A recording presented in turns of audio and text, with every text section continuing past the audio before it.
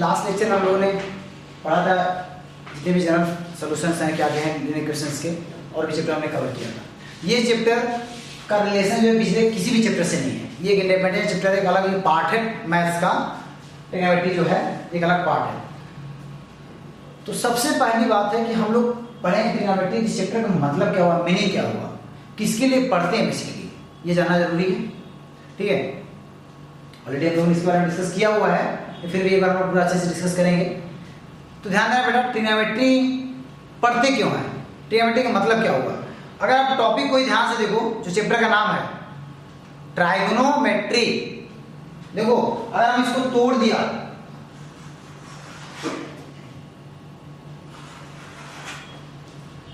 तो क्या आ गया, ट्राई मीन्स व्हाट, ध्यान देना, ट्राई मीन्स 3, गुनो मतलब साइड, और मेट्री मतलब सब ग्रीक वर्ड है, मेट्रॉन से बना है मेट्री। मेट्री मतलब measurement.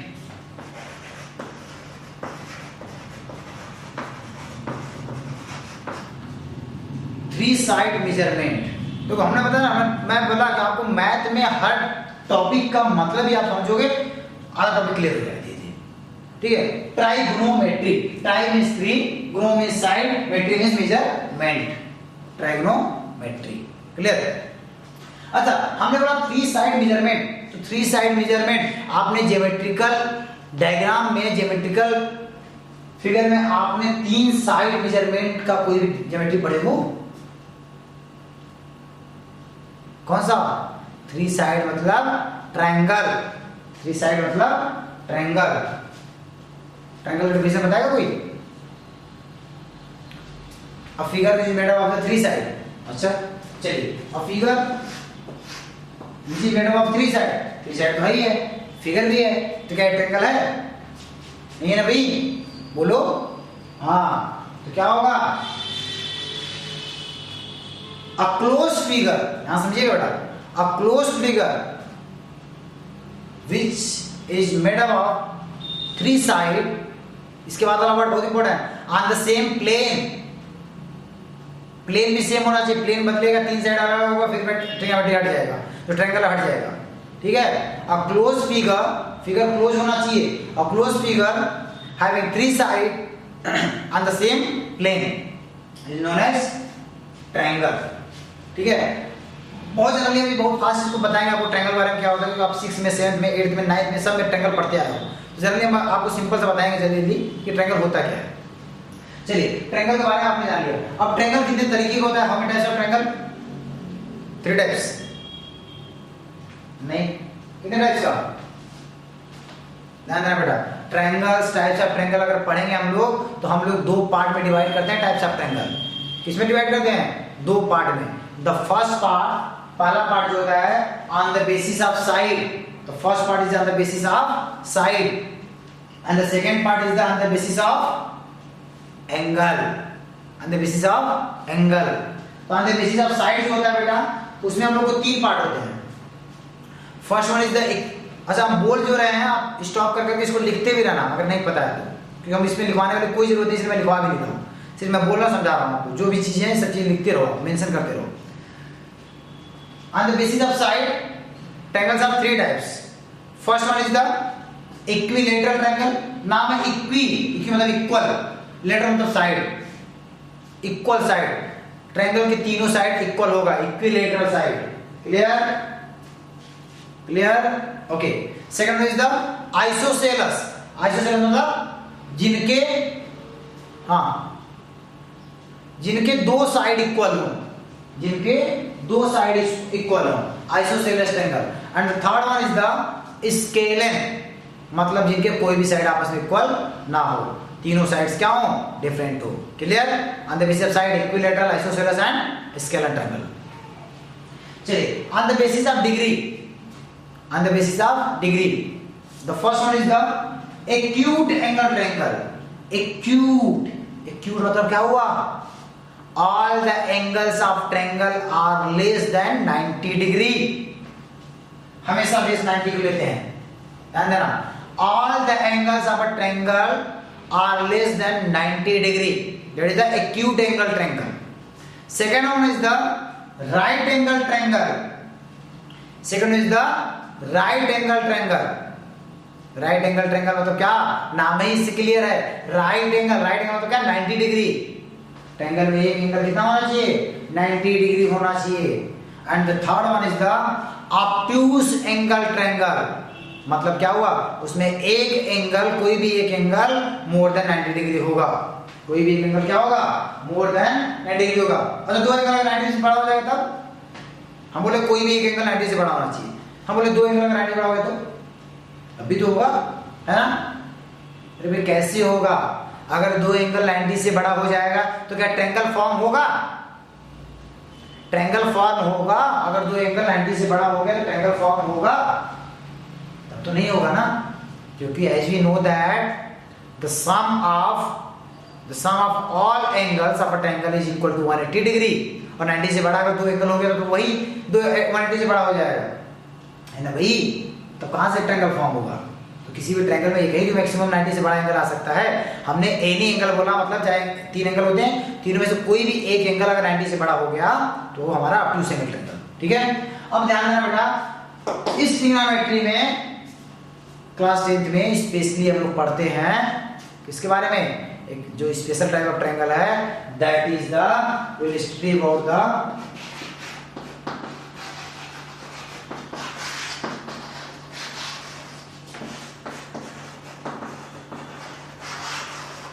Right angle triangle, will study about the right angle triangle. बना देते हैं हम लोग राइट एंगल ट्रायंगल।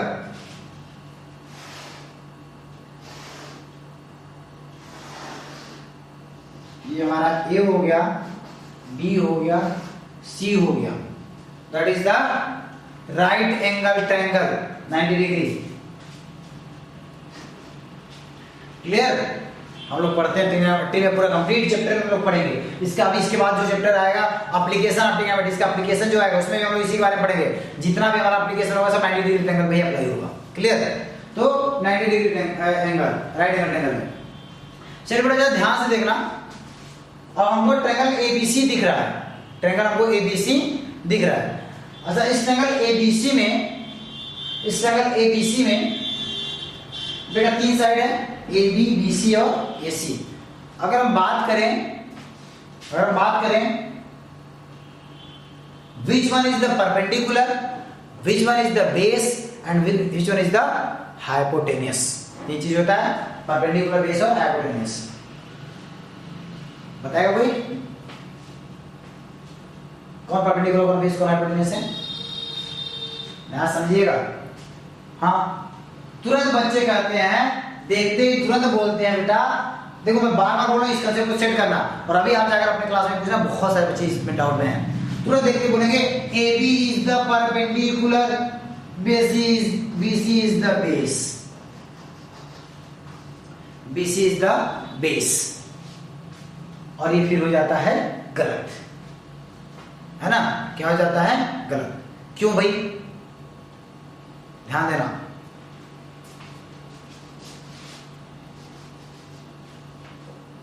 जब तक कि, ध्यान देना, सबसे पहला कंसेप्ट अगर कोई पूछ दे बेटा परपेंडिकुलर बेस बताओ, तो आपका क्वेश्चन रहना चाहिए सर किसके रिफरेंस में, किस एंगल के रिफरेंस में, किस एंगल के रिफरेंस में परपेंडिकुलर बेस चाहिए। अब अगर हम बात करेंगे अगर इस एंगल का, अगर बात करेंगे इस एंगल का, तो ध्यान देना बेटा 90 डिग्री के ठीक सामने, मान लो एंगल थीटा हमारा है, 90 डिग्री के ठीक सामने हमेशा और हमेशा हाइपोटेनियस होता है।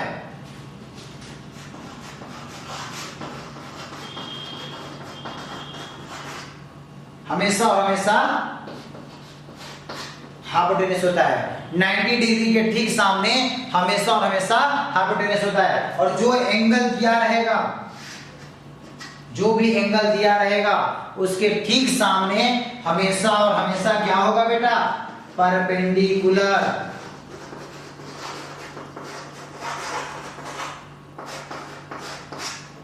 हमेशा हमेशा क्या होगा, परपेंडिकुलर। और इसके बाद जो बच जाता है that will be the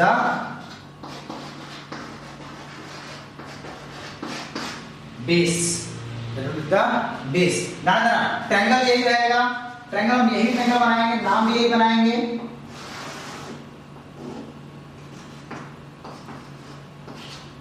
hypotenuse हमेशा ट्रायंगल में सेम रहेगा, 90 डिग्री के सामने हाइपोटेनियस। अब देखो अगर हमने थीटा इसको कर दिया, थीटा इसको कर दिया बेटा इसके सामने, अब ये परपेंडिकुलर हो जाएगा, ये बेस हो जाएगा, ये परपेंडिकुलर हो जाएगा, ये बेस हो जाएगा। क्लियर हुआ? तो जब तक कि कोई एंगल ना दिया रहे, जब तक कोई रेफरेंस एंगल ना दिया रहे, तब तक हम लोग कभी भी डिसाइड नहीं कर सकते कि कौन परपेंडिकुलर है कौन बेस है। ये कंसेप्ट क्लियर हुआ?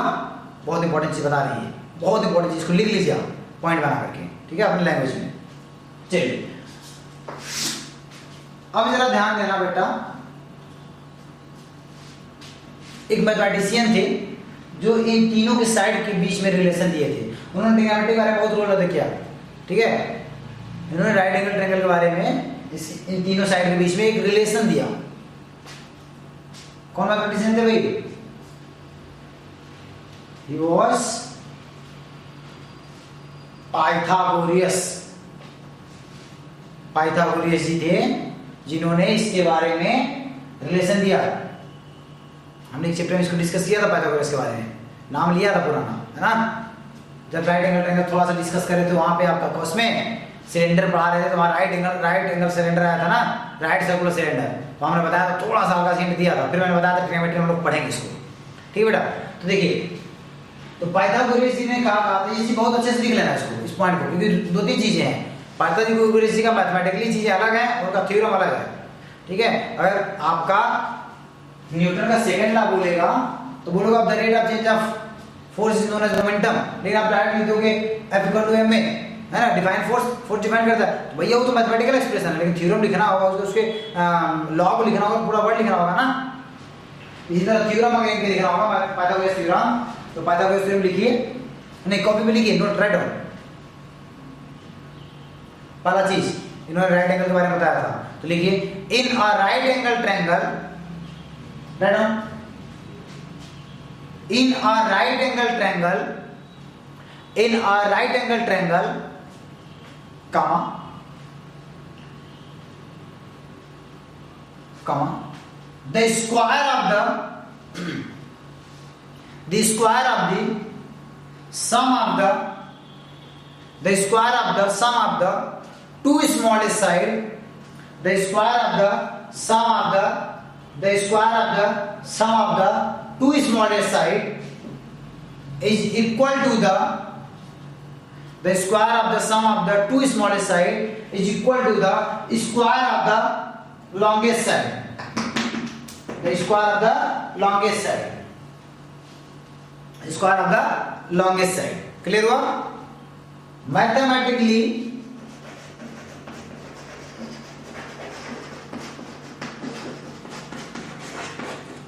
मैथमेटिकली इन्होंने क्या कहा था बेटा, अगर दो साइड की स्क्वायर है, मतलब हम लोग यहां पर लिख सकते हैं A B square plus B C square equal to A C square, और ए बी क्या है हमारा, अगर हम बात करेंगे, इसकी बात कर रहे हैं, इसकी बात कर रहे हैं, हम लोग लिख सकते हैं, चलो इस ट्रायंगल की बात कर रहे हैं, ध्यान रखना ट्रायंगल 1 की बात कर रहे हैं, ठीक है, ट्रायंगल 1 की बात कर रहे हैं, ये हो जाएगा बेटा बेस स्क्वायर, इसकी बात करेंगे वही होगा क्योंकि यहाँ पर कम्युनिकेटिव लॉ है, a plus B equal to B plus A, तो B square plus B square equal to P square plus B square, communicative law समझते हो ना, a plus B equal to B plus A. हाँ clear? ये हो जाएगा हमारा क्या, पाइथागोरस का थ्योरम। क्लियर हुआ? इसका बहुत यूज है यहाँ पे, इस ट्रिग्नोमेट्री में बहुत यूज है पाइथागोरस थ्योरम का, इसलिए अच्छे से समझना। ये कंप्लीट जो बेसिक था पाइथागोरस थ्योरम का था, right of Pythagoras theorem, then after we start about the trigonometric ratio, right of. Now let's start about the trigonometric ratio.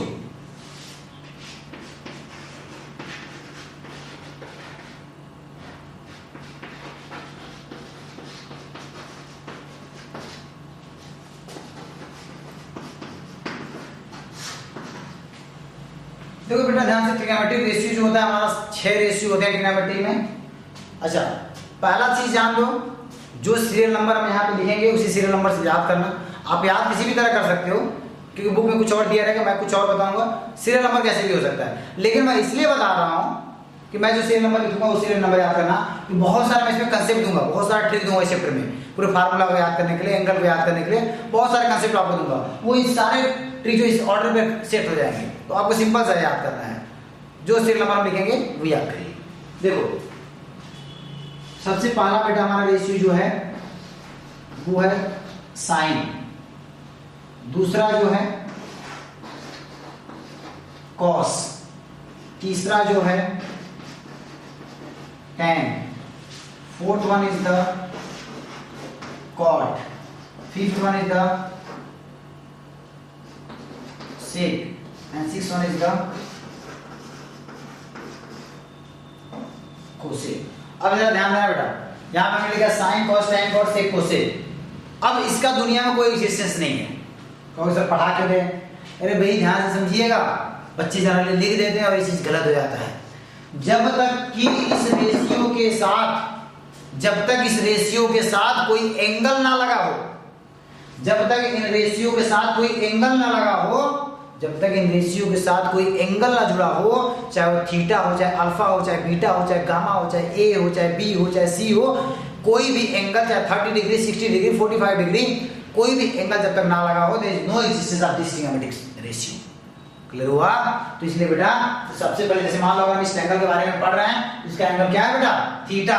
तो चलो यहां पे हम लोगों ने एक एंगल लगा दिया सबके साथ थीटा। हमने क्यों नहीं लगा दिया? क्लियर हुआ कंसेप्ट? स्टार्टिंग में बच्चे देख रहे होंगे, उनको समझ आएगा सर ये क्या लिख रहे हैं। क्लियर हुआ ना? जब तक एंगल नहीं लगाएंगे तो इसकी कोई वैल्यू नहीं है। तो चलो अब ये जो साइन थीटा है बेटा, दैट इज द परपेंडिकुलर, हम शॉर्ट फॉर्म में P लिख रहे हैं परपेंडिकुलर को, P by H, perpendicular by hypotenuse, perpendicular by hypotenuse. cos theta equal to base by hypotenuse, base by hypotenuse. tan theta equal to perpendicular by base. यहां से देखते चलना, यहां से आप लोग साथ साथ में कंपेयर करते चलना, ठीक है? उसी की बात कर रहे हैं, उसी एंगल से। Base by perpendicular, base hypotenuse by base and hypotenuse by P, perpendicular. Clear? ये ट्रिग्नोमेट्रिक रेशियो हो गए। अच्छा, इनको याद करने के भी बहुत सारे कंसेप्ट्स हैं, इनको याद करने के लिए बहुत सारे कंसेप्ट है, बहुत सारे ट्रिक है। ये तो ट्रिक हम बता देते हैं आपको, ध्यान देना। देखो बेटा यहां हम लिख रहे हैं P B P by H H B। ध्यान समझिएगा, ट्रिक है हमारा पंडित बद्री प्रसाद हर हर बोले, पंडित बद्री प्रसाद हर हर बोले। कुछ बच्चे को ऐसे ही हम लोग बताते हैं, पाकिस्तान भूखा प्यासा, हिंदुस्तान हरा भरा। सर इस ट्रिक का मतलब क्या है? भाई ट्रिक तो बन गया, ट्रिक बड़ी शानदार है ना, तुरंत याद आ जाएगा, पंडित बद्री प्रसाद हर हर बोले। ये ट्रिक का मतलब क्या है ये भी तो जाने। देखो बेटा यही ट्रिक आपका 6 रेशियो लिख देगा। कैसे? पंडित बद्री प्रसाद हर हर बोले जी क्या किए? देखो यहां से स्टार्ट करो, मैंने बोला sine theta perpendicular by hypotenuse, sine theta perpendicular by hypotenuse. देखो यहां से दिख रहा है ट्रिक से, cos theta base by hypotenuse, tan theta perpendicular by base. Clear हो गया? अब ये नीचे चलो, यहां से आपने ऐसे गया, अब यहीं से आप नीचे जाओ, tan theta base by perpendicular. Clear? tan के बाद tan हो गया perpendicular by base, cot base by perpendicular, sec hypotenuse by base, cosec hypotenuse by perpendicular. तो क्लियर हुआ? अगर मान लो बच्चे कुछ हिंदी मीडियम से पढ़ते हैं, जो हमारे हिंदी मीडियम के बच्चे, यूपी बोर्ड वाले बच्चे हैं, वो बच्चे हिंदी में पढ़ते हैं, तो हिंदी वाले मीडियम वाले बच्चों के लिए हम लोग बताते हैं क्या? लाल बटा कक्का, लाल बटा कक्का। अब देखो परपेंडिकुलर हिंदी में क्या बोलते हैं? लंब बोलते हैं, बेस को आधार और हाइपोटेन्यूस को कर्ण। ठीक है बेटा, ध्यान देना, साइन थीटा बराबर लंब बटा कर्ण, cos थीटा आधार बटा कर्ण, tan थीटा लंब बटा आधार, देख रहे हो, लाल बटा कक्का। आप हिंदी मीडियम वाले बच्चे इसको याद कर लेंगे, लाल बटा कक्का। क्लियर हुआ? फाइन।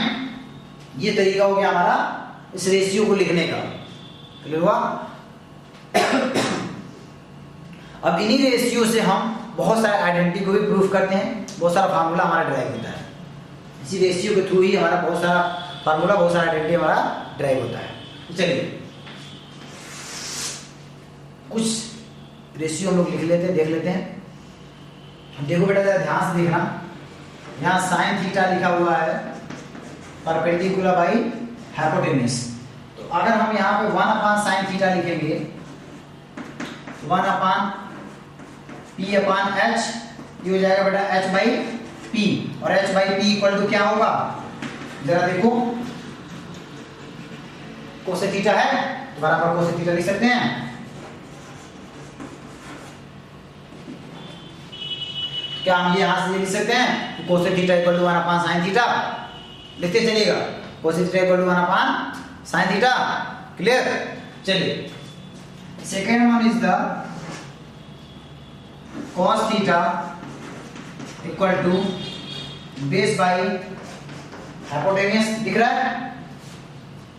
ये हो जाएगा 1 upon cos theta equal to h by B equal to sec theta. देखो लिख सकते हैं 1 upon cosec equal to sine, 1 upon sine equal to cosec, है ना भाई? देखो ये 1 upon cosec sine equal to cosec, या फिर 1 upon cosec equal to sine, cross multiply करेंगे तो हो जाएगा। हां fine, okay. The next one is the tan theta equal to perpendicular by base. तो 1 upon tan theta equal to base by perpendicular, that equal to cot theta, दिख रहा है? That equal to cot theta. लिख लीजिए, ये तीनों point हमको जरूरत पड़ेगा, फाइन ना? तीनों पॉइंट लिख दे, ध्यान देना आप लोग दो तरीके, इतना लिखने के बाद पेज को पलटेंगे और इस पे लिखेंगे सम रिजल्ट्स, कुछ जो रिजल्ट है, ठीक है हमारे पास, लिख लीजिए इसको। क्लियर? अब इसको मिटाएंगे नहीं, ये आपने लिख लिया है, नहीं लिखो तो पीछे की तरफ लिख लो। अब इसको यहां से मिटा दो थोड़ा सा।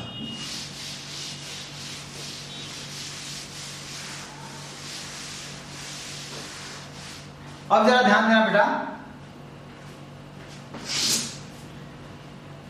कुछ आइडेंटिटी होते हैं, ठीक है बेटे, कुछ आइडेंटिटी होते हैं, सम आइडेंटिटी।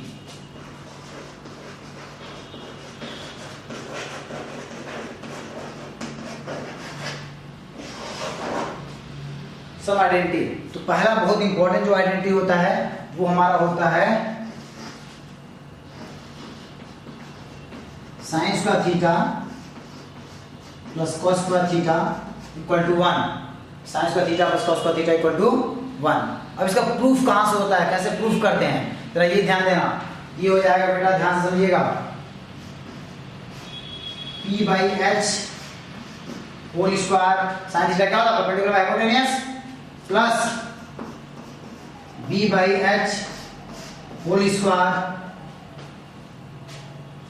यहां से हो जाएगा बेटा p square plus H square plus B square upon H square. H square LCM ले लिया हमने, एच स्क्वायर में क्या ले लिया, एलसीएम।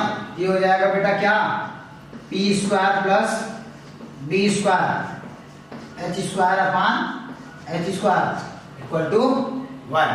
यहां से कर दिए sine square theta equal to cos square. अच्छा ये एच स्क्वायर कैसे आ गया, है ना, सोच रहे होगे कहां से आ गया। अरे भाई पाइथागोरस अभी तो बताए थे कि perpendicular square plus base square equal to hypotenuse square, अभी तो बताए थे पाइथागोरस से, है ना। क्या हो जाएगा हमारा एच स्क्वायर। क्लियर? पहला आइडेंटिटी। दूसरा आइडेंटिटी हमारा लिख लीजिए, इसको राइट डाउन, इधर वाला बैठा दें। चलिए the second identity is the second one is the tan theta। tan theta क्या है, perpendicular by base, tan square theta perpendicular P by B, tan square theta plus 1, या डायरेक्टली हम लिख देते हैं सिंपल सा, sec square theta minus tan square theta.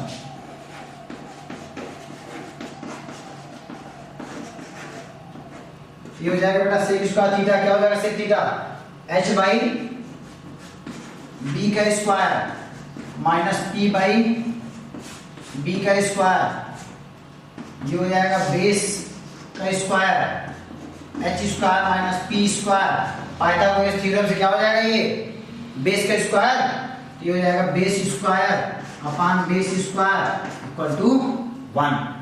Clear? दूसरा identity clear हुआ। चलिए तीसरा आइडेंटिटी तुरंत क्लियर कर लेते हैं। थर्ड वन इज द तीसरा आइडेंटिटी हमारा कोसेक और कॉट का बनेगा। क्या बनेगा भाई? Cosec square theta minus cot square theta equal to 1। वही पुराना तरीका, पुराना मेथड h। अब ये आप अपने से कर लोगे,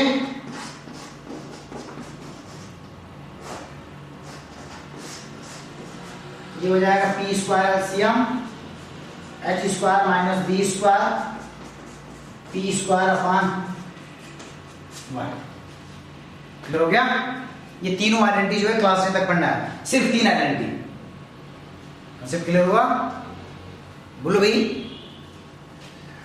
this is the basic information about the trigonometry complete. चलिए अब जरा ध्यान देना बेटा, इस लेक्चर में हम लोगों ने सिर्फ रेशियो पढ़ा और ट्रिग्नोमेट्री आइडेंटिटी पढ़ा। अभी आप एक्सरसाइज क्वेश्चन सॉल्व करना शुरू करोगे तो आप कई एक्सरसाइज क्वेश्चन सॉल्व कर लेंगे। अब अगर मान एक क्वेश्चन करा देते हैं, इससे करा दें। चलिए एक क्वेश्चन करा दें, ये लिख लिए ठीक। एक क्वेश्चन करा देते हैं। एक क्वेश्चन ये है बेटा, अगर मान लीजिए आपको दे दिया if tan theta equal to 4/3, ठीक है। Find the all other trigonometric ratio, find all other trigonometric ratio. देखो बेटा ध्यान से, सबसे पहले कंसेप्ट, हाँ ये एकदम कंसेप्ट क्लियर कर लेना। तो सबसे पहले आप तुरंत ट्रायंगल बनाइए, किसी भी एक एंगल को थीटा ले लो। ट्रायंगल बनाने के बाद किसी भी एक एंगल को आप क्या ले लो? थीटा ले लो। ले लिया? अब देखो थीटा ले लिया, ये परपेंडिकुलर, ये बेस, अर्थात tan थीटा बराबर क्या होता है power p by b perpendicular by base. Clear? तो बेटा यहाँ पे आप 4 लिख दीजिए, यहाँ 3 लिख दीजिए, that is 4 and 3। Pythagoras theorem क्या हो जाएगा? ये हाइपोटेन्यूज बचा, तो under root 4 square plus 3 square under root 25 क्या हो जाएगा? ये वैल्यू 5 आ गया। पहले साइन में से सारे क्वेश्चंस दिए हुए 5 आ गया। अब आपको बोला ऑल अदर ट्रिग्नोमेट्रिक रेशियो, मतलब आपको पूछ रहा है sine theta, cos theta, tan तो आपको पता है, कॉट थीटा, सेक थीटा। अच्छा साइन थीटा का क्या हो जाएगा? परपेंडिकुलर बाय हाइपोटेन्यूज 4/5, 3/5, 3/4 लिख लेंगे सारा कंप्लीट। तो सबसे पहले आप ट्रायंगल बनाएंगे, ट्रायंगल बनाने के बाद इस तरह क्वेश्चंस को सॉल्व करेंगे। अच्छा कभी कभी क्या देता है, जैसे ये क्वेश्चन, इसी क्वेश्चन को आप लिख सकता है, ये 3 tan थीटा, ऐसे क्वेश्चन दिया हुआ है, tan का कॉट दिया है, 3 tan थीटा इक्वल टू 4, ठीक है। अब ये ऐसे दे दिया, अब कहोगे सर यहाँ तो हमने परपेंडिकुलर में बेस दिया ही नहीं, तो इसको ट्रांसफर कर लीजिए ना, 3 को इधर ट्रांसफर कर लो ना, 3 को ट्रांसफर कर लीजिए। क्लियर? तो दिक्कत। अच्छा अब इन आइडेंटिटी का रेशियो का यूज करके हो सकता है कुछ न्यूमेरिकल्स भी दे दिया आपको, ठीक है बेटा। तो पहले पार्ट में आप लोग ये सारा लेक्चर कर लेना कंप्लीट। सेकंड जो पार्ट ट्रिग्नोमेट्री का स्टार्ट होगा उसमें हम लोग कुछ प्रूफ करने वाला करेंगे और इसके बाद हम लोग ट्रिग्नोमेट्रिक एंगल पढ़ेंगे और ट्रिग्नोमेट्रिक एंगल में और जानदार कंसेप्ट आपको देंगे। कोई भी एंगल, कोई वैल्यू आपको रटना ही नहीं पड़ेगा, उसमें भी आपको एक बेहतरीन ट्रिक देंगे हम एंगल पढ़ने के लिए भी, ठीक है। तो आप सिर्फ इतना तक ट्रिग्नोमेट्री पढ़िए, एक्सरसाइज पहला दूसरा आपको सॉल्व हो जाएगा, कंप्लीट सॉल्व हो जाएगा। थर्ड एक्सरसाइज के लिए जिसमें कि आपको टोटल 5 क्वेश्चन दिए हुए हैं, 5वें क्वेश्चन में 10 पार्ट दिया हुआ है, तो उसको सॉल्व करने के हम लोग थोड़ा सा डिस्कस करेंगे नेक्स्ट लेक्चर में। थैंक यू बेटा, ध्यान से लेक्चर को देखो, नोट्स बनाओ, इसके बाद अगले लेक्चर कंप्लीट करिए। ठीक है, वन बाय वन धीरे धीरे सारे लेक्चर्स को पढ़ते जाओ। Thank you so much.